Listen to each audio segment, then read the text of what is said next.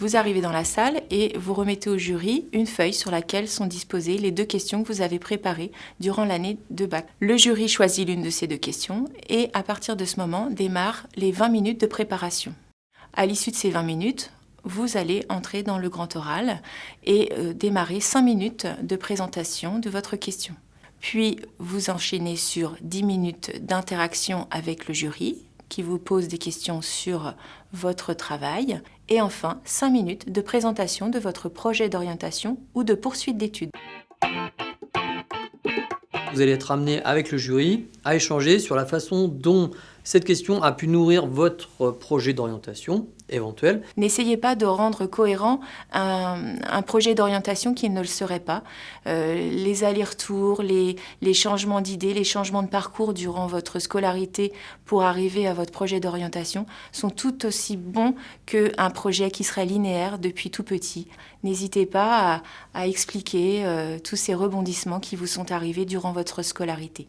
Le jury ne vous jugera pas sur ces changements de parcours. Votre jury est composé d'un spécialiste à qui vous allez montrer que vous avez des connaissances qui sont solides et appropriées, et un non-spécialiste, c'est-à-dire quelqu'un pour qui vous allez les mettre à disposition, vous allez faire une espèce de vulgarisation de ces connaissances.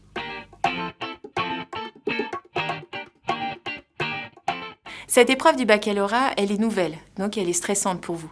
Mais rassurez-vous, le jury sera bienveillant. Ce que le jury va évaluer dans ce grand oral, ça va être votre capacité à être convaincant. Et le jury va évaluer votre prestation orale, la façon dont vous avez exprimé votre travail et comment vous avez interagi avec eux, et non pas votre personne ou votre personnalité. Ici, vous allez rassembler les idées principales de façon à pouvoir les enchaîner dans le déroulement de l'épreuve. Ça peut être simplement lister quelques points que vous voulez absolument aborder, que vous avez peur d'oublier. Il ne s'agit pas de rédiger quelque chose que vous allez lire, bien sûr. Vous allez juste, par exemple, mettre des idées, faire un schéma, faire une carte mentale, faire une formule chimique sur laquelle vous allez vous appuyer. Les petites techniques pour essayer de gérer votre stress, eh bien évidemment, ça va être de s'entraîner.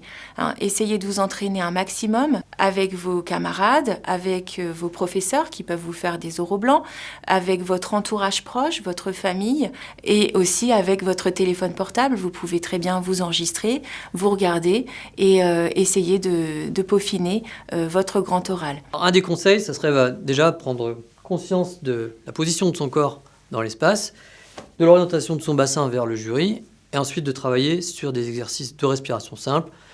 J'inspire, j'ai une expiration longue, je réitère l'exercice 2 à 3 fois.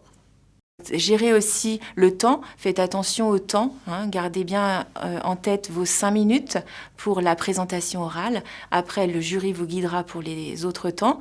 Et puis, pour vous rassurer, il est possible d'apprendre une toute petite partie. N'allez pas apprendre l'ensemble de votre grand oral, ce ne serait pas naturel et le jury s'ennuierait profondément.